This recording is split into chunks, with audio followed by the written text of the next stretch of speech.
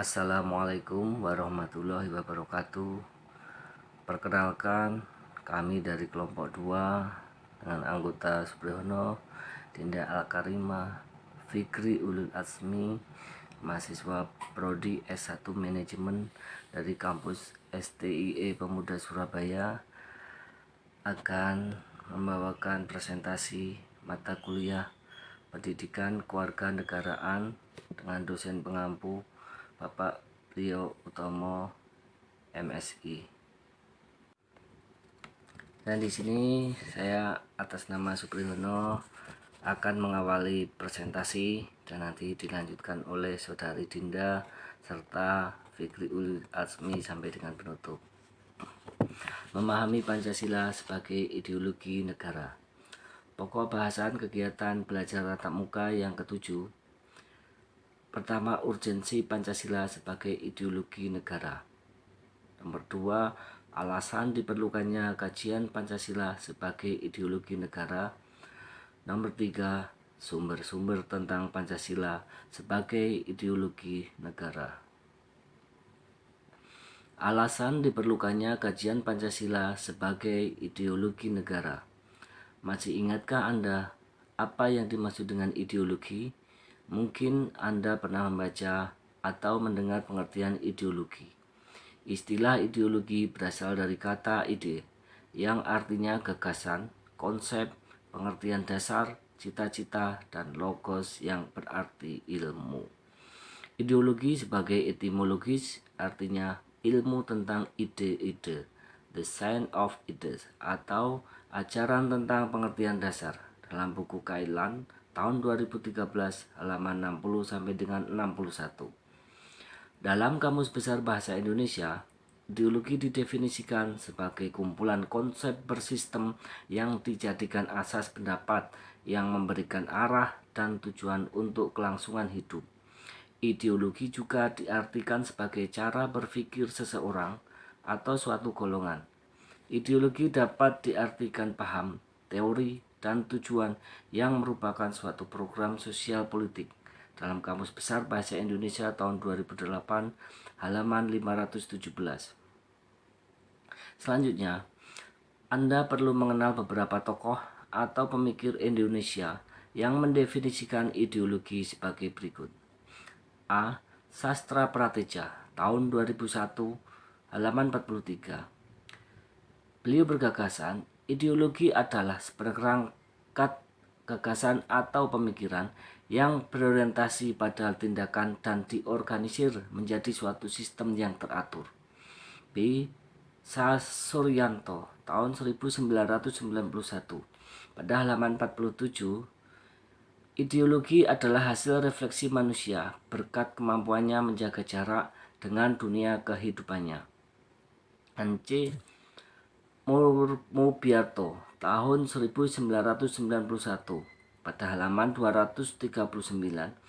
Ideologi adalah sejumlah doktrin, kepercayaan, dan simbol-simbol kelompok masyarakat atau suatu bangsa yang menjadi pegangan dan pedoman kerja atau perjuangan untuk mencapai tujuan masyarakat atau bangsa itu.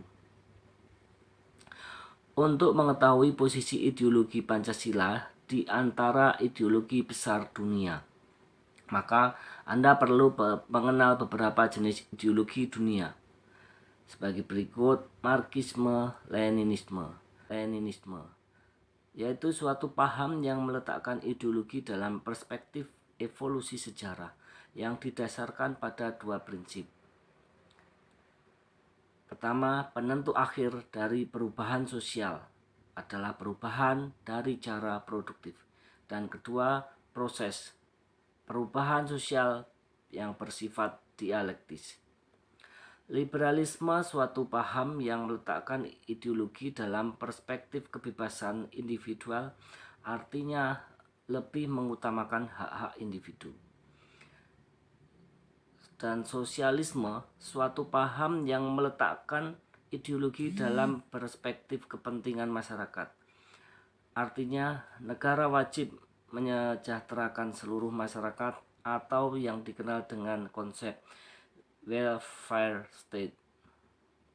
Yang tiga, kapitalisme, suatu paham yang memberi kebebasan kepada setiap individu untuk menguasai sistem perekonomian dengan kemampuan modal yang ia miliki. Di dalam karangan Sastra Prateja tahun 2001 halaman 50 sampai dengan 69. Dan untuk pembahasan berikutnya akan dilanjutkan oleh Saudari Dinda. Terima kasih.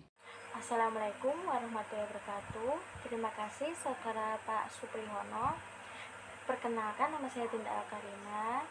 Di sini saya akan melanjutkan pembahasan materi tentang urgensi Pancasila sebagai ideologi negara. Sebagai warga negara, Anda perlu memahami kedudukan Pancasila sebagai ideologi negara, karena ideologi Pancasila menghadapi tantangan dari berbagai ideologi dunia dalam kebudayaan global. Pada bagian ini, perlu diidentifikasikan unsur-unsur yang memengaruhi ideologi Pancasila sebagai berikut.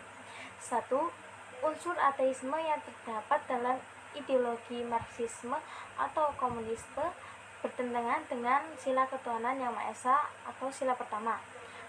Kedua, unsur individualisme dalam liberalisme tidak sesuai dengan prinsip nilai gotong royong dalam sila keadilan sosial bagi seluruh rakyat Indonesia.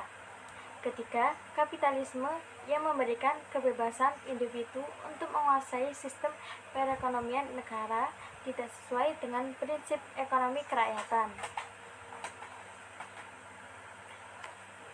Selanjutnya, Pancasila sebagai ideologi.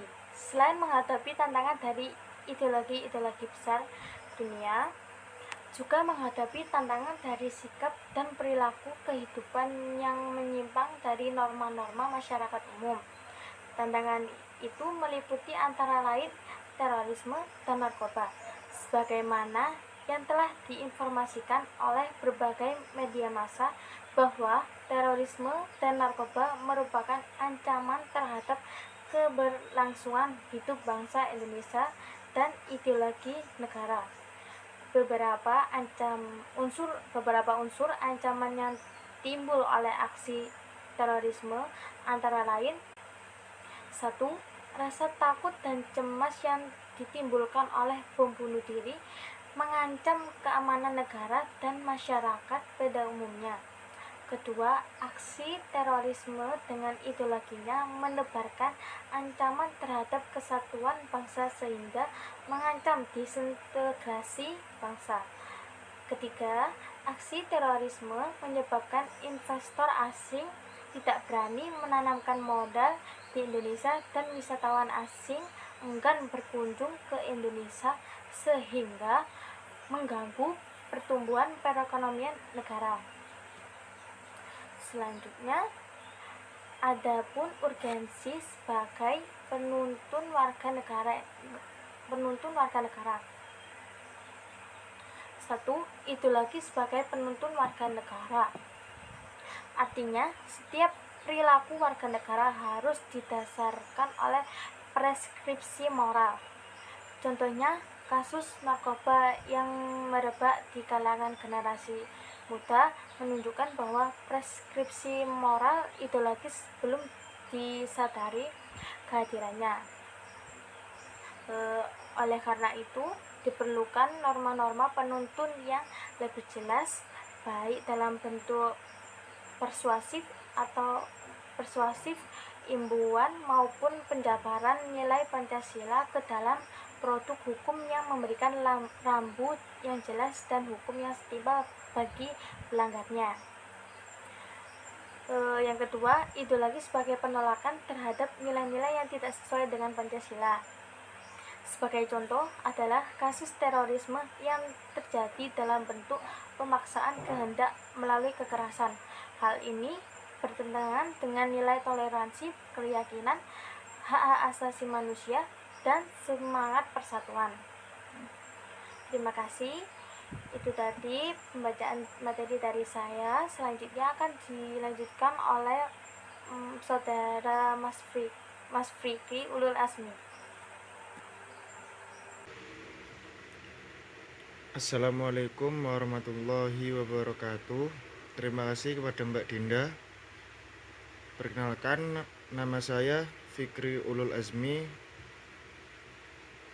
akan melanjutkan pembacaan tentang materi sumber tentang Pancasila sebagai ideologi negara.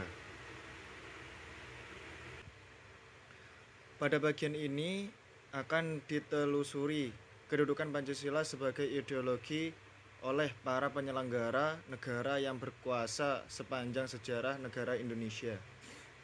A. Pancasila sebagai ideologi negara dalam masa pemerintahan Presiden Soekarno. Pada masa pemerintahan Presiden Soekarno, Pancasila ditegaskan sebagai pemersatu bangsa. Penegasan ini dikumandangkan oleh Soekarno dalam berbagai pidato politiknya dalam kurun waktu 1945 sampai 1960. Namun, seiring dengan perjalanan waktu, pada kurun waktu 1960 sampai 1965, Soekarno lebih mementingkan konsep Nasakom, yaitu nasionalisme, agama, dan komunisme sebagai landasan politik bagi bangsa Indonesia. B. Pancasila sebagai ideologi dalam masa pemerintahan Presiden Soeharto. C. Pancasila sebagai ideologi dalam masa pemerintahan Presiden Habibie. D. Pancasila sebagai ideologi dalam masa pemerintahan Presiden Abdurrahman Wahid. Pada masa pemerintahan Presiden Abdurrahman Wahid, muncul wacana tentang penghapusan TAP nomor 25 MPRS 1966 tentang pelarangan PKI dan penyebarluasan ajaran komunisme. Di masa ini, yang lebih dominan adalah kebebasan berpendapat sehingga perhatian terhadap ideologi Pancasila cenderung melemah. E. Pancasila sebagai ideologi dalam masa pemerintahan Presiden Megawati pada masa ini. Pancasila sebagai ideologi semakin kehilangan formalitasnya dengan disahkannya Undang-Undang Sisdiknas nomor 20 tahun 2003 yang tidak mencantumkan pendidikan Pancasila sebagai mata pelajaran wajib dari tingkat sekolah dasar sampai perguruan tinggi. F. Pancasila sebagai ideologi dalam masa pemerintahan Presiden Susilo Bambang Yudhoyono atau SBY. Demikian materi yang kami sampaikan dari kelompok 2 sebagai bahan diskusi PKN, Pendidikan Kewarganegaraan. Ada kurang lebihnya kami mohon maaf sebesar-besarnya. Wabillahi taufiq wal hidayah. Wassalamualaikum warahmatullahi wabarakatuh.